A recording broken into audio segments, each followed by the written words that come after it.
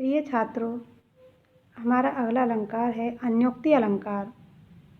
अन्योक्ति जैसे कि इसके नाम से ही स्पष्ट है, अन्य के प्रति कही गई उक्ति, अर्थात जहाँ किसी अन्य को माध्यम बना करके कोई बात कही जाती है वहाँ पर अन्योक्ति अलंकार होता है। जहाँ प्रस्तुत कथन को किसी और बात पर ढालकर अभिव्यक्त किया जाता है उसे अन्योक्ति अलंकार कहा जाता है। जैसा कि हम इसके उदाहरण के माध्यम से इसे समझ सकते हैं। जैसे माली आवत देख कर कलिया करी पुकार, फूल फूल को चुन लई काल हमारी बार। कि माली को आते हुए देखकर जो कलियां हैं वो ये कह रही है कि आज जो फूल खिल चुके हैं उनको चुन लिया जाएगा और कल हम फूल के रूप में खिल जाएंगे तो हमारी भी बारी आना निश्चित है। तो ये तो फूल के संदर्भ में इसका अर्थ है। इसका दूसरा अर्थ है कि जिसे मनुष्य जीवन के संदर्भ में ही लिया जा सकता है कि माली आवत देखकर कलिया करी पुकार, कि हर इंसान का इस पृथ्वी पर समय निश्चित है और हमारा जीवन क्षणभंगुर है। वह उसी पुष्प के समान है जो एक निश्चित समय के लिए खिलता है, फिर वह धूल में मिल जाता है। उसी प्रकार से हमारा मनुष्य जीवन भी क्षणिक है। कुछ समय के लिए हम इस पृथ्वी पर आते हैं, उन्हें हमें यहाँ से जाना पड़ता है। तो जिसका समय नज़दीक आ जाता है उसे यहाँ से प्रस्थान करना पड़ता है, तो वह फूल के रूप में है, और जिनका समय अभी बाकी है वो एक कली के रूप में है। इस प्रकार से इसमें संसार की जो क्षणभंगुरता है और हमारे जीवन की जो क्षणभंगुरता है कि हमारा जीवन क्षणभंगुर है, क्षणिक है, तो उसकी ओर संकेत किया गया पुष्प के माध्यम से। तो पुष्प को प्रस्तुत के रूप में अभिव्यक्त किया गया है और उसके माध्यम से हमें यह भाव समझाया गया है, इसलिए यहाँ पर अन्योक्ति अलंकार है। अगला अलंकार है अर्थांतरन्यास अलंकार।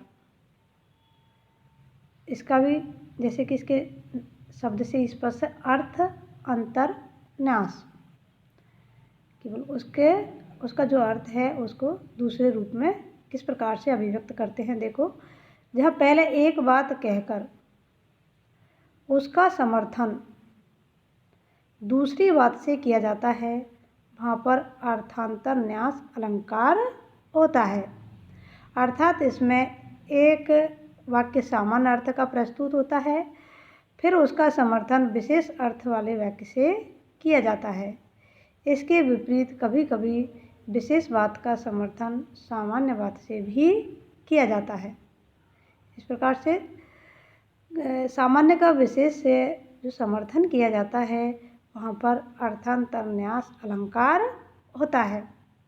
इसका भी उदाहरण यहाँ प्रस्तुत है। देखिए, सभी सायक सबल के कौन निवल सहाई, पवन जगावत आग को दीप ही देत बुझाई। तो पहले एक बात कही गई है और उसके समर्थन के लिए दूसरी बात कही गई है, इसलिए यहाँ पर अर्थांतरन्यास अलंकार है।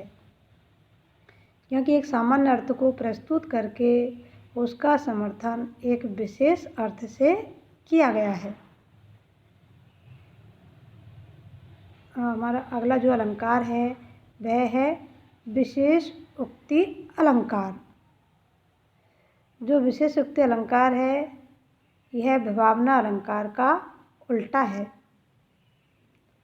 जैसे क्या है, विभावना अलंकार होता है कि कारण के बिना भी वहाँ कार्य होता हुआ दिखलाया जाता है, कि कारण नहीं होते भी कार्य होता है। यह उसका जस्ट विपरीत है, जहाँ कारण के रहते हुए भी कार्य न हो पाए, अर्थात कारण उपस्थित है लेकिन कार्य संपन्न नहीं हो रहा है, तो जहाँ पर ऐसी स्थिति हो वहाँ पर विशेषोक्ति अलंकार होता है। इसे हम उदाहरण के माध्यम से समझ सकते हैं। देखो, पानी बीच मीन प्यासी, मोय सुन सुन आवई हंसी। कि जो मीन मछली है वह पानी के अंतर्गत है, फिर भी वह प्यासी है। तो कारण उपस्थित है लेकिन कार्य संपन्न नहीं हो रहा है, इसलिए यहाँ पर कौन सा अलंकार है? विशेषोक्ति अलंकार है। अगला हमारा जो अलंकार है वह है असंगति अलंकार।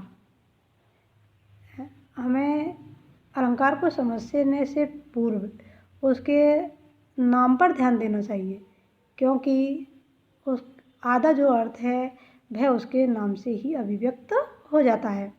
जैसे कि असंगति, असंगति का मतलब जिसमें कोई संगति ना हो। तो जहाँ उपमेय और उपमान में संगति नहीं होती है वहाँ पर असंगति अलंकार होता है, कि जहाँ कारण तो कहीं हो रहा है और कार्य कहीं संपन्न हो रहा है। किरकरी थी आँख में पड़ी, वेदना जा हृदय में गड़ी।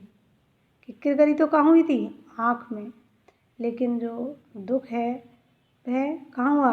हृदय में। तो इस प्रकार कारण और कार्य में असंगति होने के कारण यहाँ पर असंगति अलंकार है। इसका एक अन्य उदाहरण ये भी है कि हृदय घाव पीर रघुबीरे, हृदय घाव पीर रघुबीरे। क्या लक्ष्मण के हृदय में तो घाव है लेकिन उसकी पीड़ा किसको हो रही है? श्री राम को। तो इस प्रकार वहाँ भी कारण और कार्य में असंगति होने के कारण वहाँ पर भी कौन सा अलंकार है? असंगति अलंकार है। अब हमारा जो अगला अलंकार है वह है निदर्शनालंकार। जहाँ उपमेय और उपमान के अर्थ की भिन्नता होते हुए भी, अर्थात उपमेय और उपमान में किसकी भिन्नता है? अर्थ की भिन्नता है। अर्थ की दृष्टि से अलग अलग होते हुए भी उनमें एक दूसरे से इस प्रकार से संबंध स्थापित किया जाता है कि उनमें क्या जान पड़े? समानता जान पड़े। तो वहाँ पर कौन सा अलंकार होता है? निदर्शन अलंकार होता है, कि अर्थ की भिन्नता होते हुए भी एक दूसरे से इस प्रकार से संबंध स्थापित किया जाता है कि वो एक दूसरे से संबंधित दिखलाई देते हैं। जैसे यह प्रेम को पंथ करार महा तलवार की धार पे दहावन है। यह प्रेम को पंथ करार महा तलवार की धार पे दहावन है, कि जो प्रेम का पंथ है महान है, यह एक तरह से तलवार की धार पर चलने के समान है। तो इन दोनों में प्रेम का पंथ और तलवार की धार अर्थात दोनों में समानता न होते हुए भी संबंध स्थापित किया जा रहा है। जब ऐसी स्थिति हो तो उस स्थिति में वहाँ पर निदर्शन अलंकार होता है। ठीक है।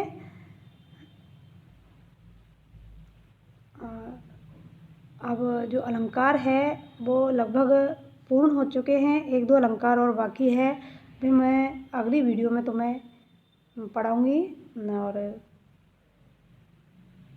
इसके बाद हम छंद, काव्य दोष और जो हिंदी साहित्य का इतिहास है उस पर भी चर्चा करेंगे।